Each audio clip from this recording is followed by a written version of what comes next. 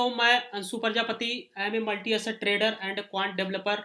मैं पिछले 5 साल से मार्केट में हूँ और आप लोगों के बीच एक नया टॉपिक आज लेकर आया हूँ, नया लेक्चर, जो हमारा लेक्चर 19 है। Okay, in this lecture we will discuss about what is the difference between cash market and future market. Okay, lecture 19, lecture 19, what is the difference between cash market and future market? What is the different what is the difference between cash market and future market?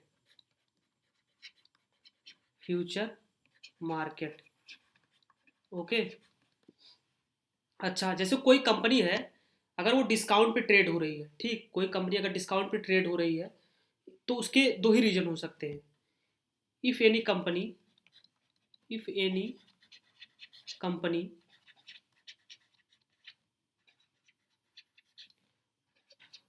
are trading any companies are trading at discount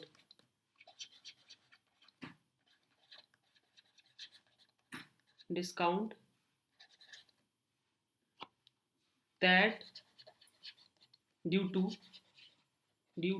two following reasons. First one is someone made huge short position.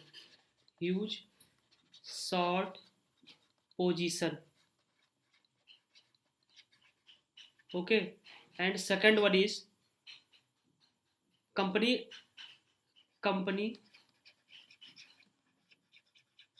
has announced dividend. ठीक है, अगर कोई company जो है discount पे है तो उसका यही दो रीजन हो सकता है। ठीक, अच्छा, फ्यूचर मार्केट को हम शॉर्ट करके रख सकते हैं, लेकिन कैश मार्केट को शॉर्ट नहीं किया जा सकता कभी भी। फ्यूचर मार्केट में शॉर्ट सेलिंग अलाउ है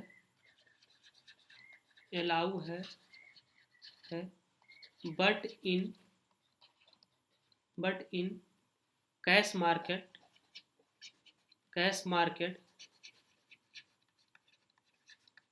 it is not allowed.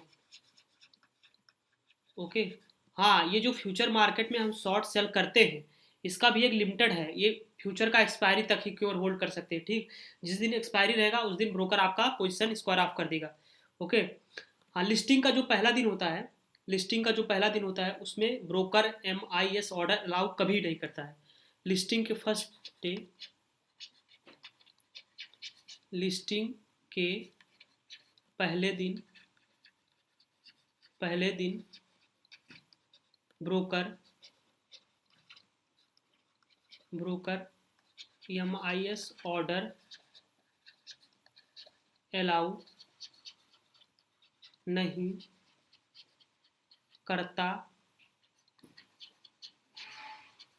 Order allow नहीं करता है। ठीक है, लिस्टिंग के पहले दिन ब्रोकर MIS ऑर्डर कभी भी अलाउ नहीं करता है। ठीक है, ओके, इंडेक्स के लिए मार्जिन कितना है?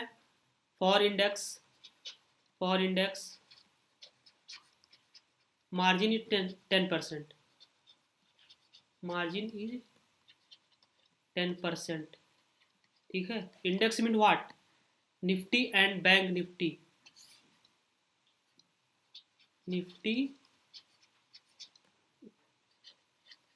BNF means bank Nifty. Okay, हाँ, इसके लिए 10% है निफ्टी के लिए। Again bank Nifty having 10% also. ठीक है, इसके लिए भी मार्जिन 10% लगता है और उसके लिए भी मार्जिन 10% ही लगता है। स्टॉक के लिए, कंपनीज के लिए मार्जिन कितना है? 20%। For companies, for companies, for companies margin is margin is 20% necessary।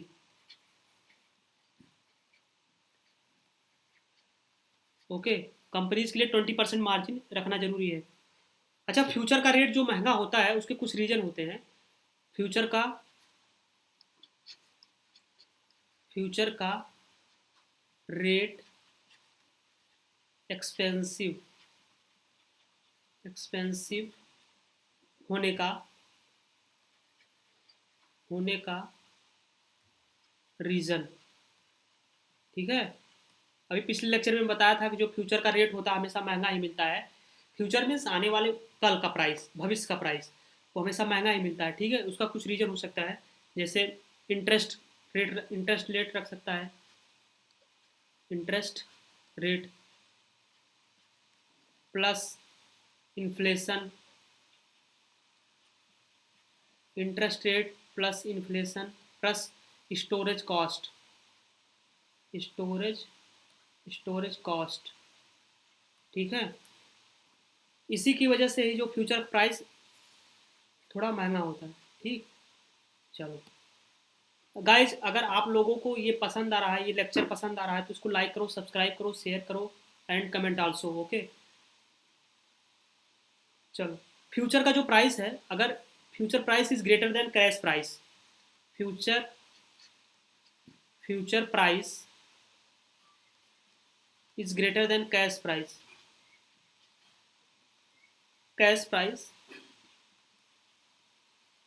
It called normal market.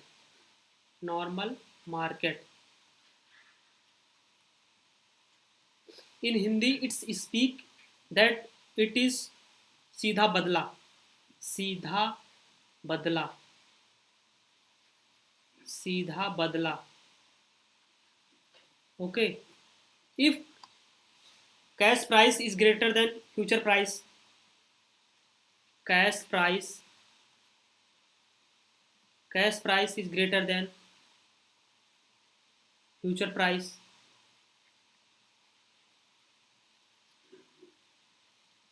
cash price is greater than future price, that is the inverted inverted market that is the inverted market। इसको बोलते हैं उल्टा बदला, inverted market that is called उल्टा बदला। ठीक है, अच्छा, जो कैंडल बनता है, हमेशा जो भी कैंडल बनेगा हमेशा ऊपर, ओपन के ऊपर क्या होगा? वो तेज रहेगा। ओपन के नीचे क्या होगा? वो हमेशा वीक हो जाएगा। Candle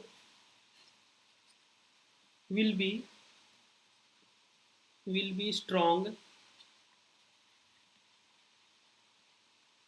upon open price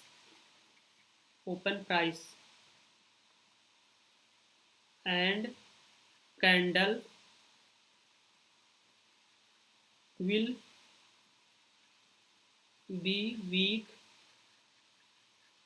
below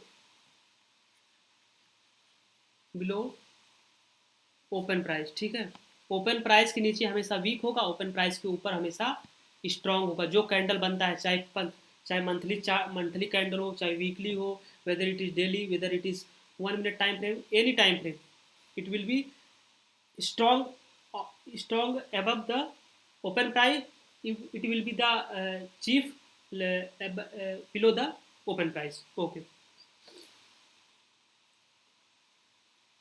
अच्छा, जो उधार का रेट होता है वो हमेशा महंगा ही होता है, इसलिए फ्यूचर में बोलते हैं उधार का जो रेट होता है, उधार का रेट हमेशा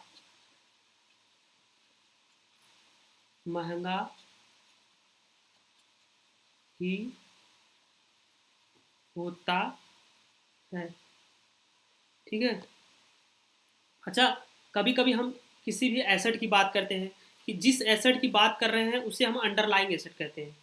जैसे मैं बोला कि Reliance industries cash, Reliance industries future price, Reliance industries cash price, Reliance industries future price, that is the main point is that if I am speaking Reliance Industries, that is the underlying asset of Reliance. Okay, जिस asset जिस asset की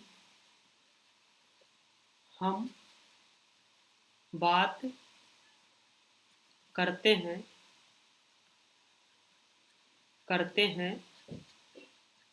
उसे underlying asset बोलते हैं। Underlying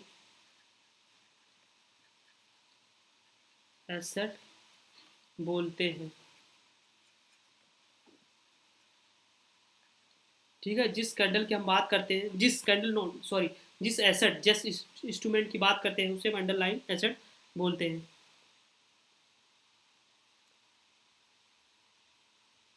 जो current price होता है, इसको हम स्पॉट प्राइस बोलते हैं या कैश प्राइस बोलते हैं। ठीक है, करंट प्राइस को करंट प्राइस को करंट प्राइस को स्पॉट प्राइस और कैश प्राइस बोलते हैं। कैश प्राइस बोलते हैं। ठीक है, या अंडरलाइंग प्राइस भी बोल सकते हैं। और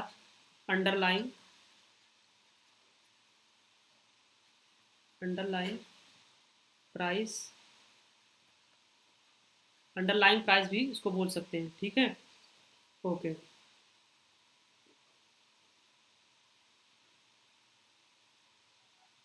अच्छा, कैश मार्केट में हम लोग को क्या होता है कि पूरा पैसा देना पड़ता है। ठीक, कैश मार्केट में पूरा पैसा देना पड़ता है, फ्यूचर मार्केट में केवल मार्जिन देते हैं। ठीक, कैश मार्केट में कैश मार्केट में कैश मार्केट में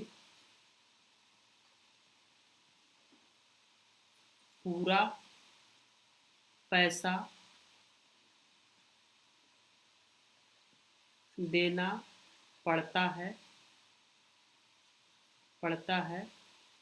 but in future market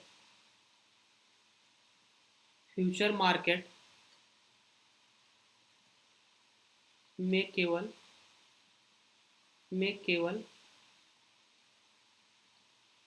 margin देना पड़ता है। मार्जिन देना पड़ता सॉरी गाइस, पड़ता है। ठीक है, निफ्टी का जो फ्यूचर ट्रेड होता है, लेकिन स्पॉट कभी भी ट्रेड नहीं होता। निफ्टी का फ्यूचर ट्रेड होता है, निफ्टी का फ्यूचर ट्रेड होता है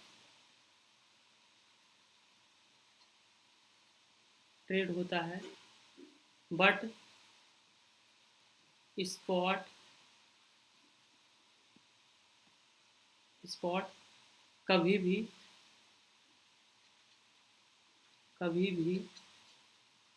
ट्रेड नहीं होता है। ठीक है, निफ्टी का जो फ्यूचर होता है वो ट्रेड होता है, लेकिन स्पॉट कभी भी नहीं होता है। On expiry, that is the important point, keep it mind guys. On expiry all future contract are settled at cash price. Okay, on expiry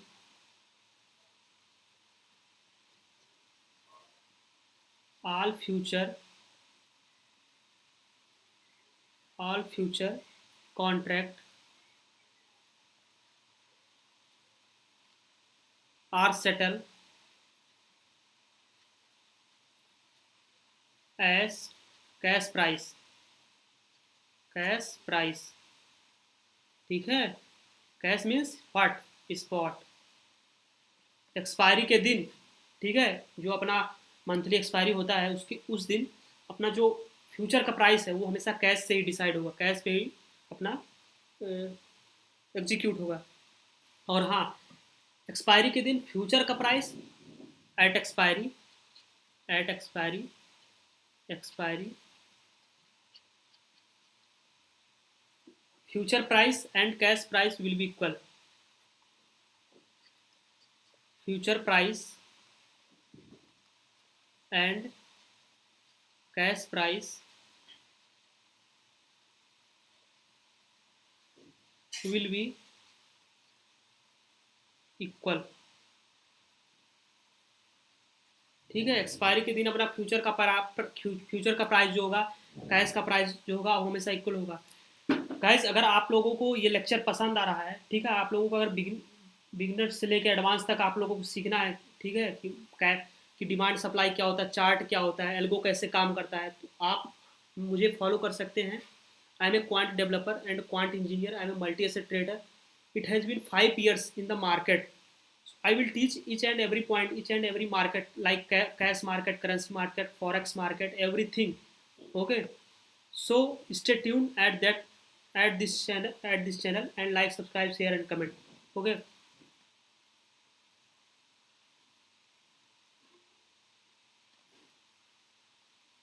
अच्छा, इक्विटी जो मार्केट होता है, like cash market, there is no storage cost for this market. There is no storage cost, there is no storage cost, storage cost for, there is no storage cost for equity market, equity market। ठीक है, equity market के लिए कोई भी storage cost नहीं होता है। Okay, ये लेक्चर यहीं तक था अपना। That is the which lecture, this is lecture 19। Okay, different between cash market and future market. In the next lecture, we will learn about who are the participant in derivative market. Hello, hi guys, this is Ansu from this side. In the in upcoming lecture, we will discuss about the who are the participant in the market. मतलब market में participant कौन कौन है, market में participate कौन कर रहा है। ठीक, नेक्स्ट लेक्चर में हम लोग सीखेंगे। Then till keep learning, keep exploring and हाँ, लाइक, सब्सक्राइब, शेयर और कमेंट, ताकि मैं आप लोगों को एल्को भी सिखाऊं। ठीक है, एल्को कैसे काम करता है। ठीक है, demand supply, how indicators make that that price is showing over bought zone, that price is showing oversold zone. Each and every point I will teach you. Okay, thank you very much. Then keep learning, keep exploring.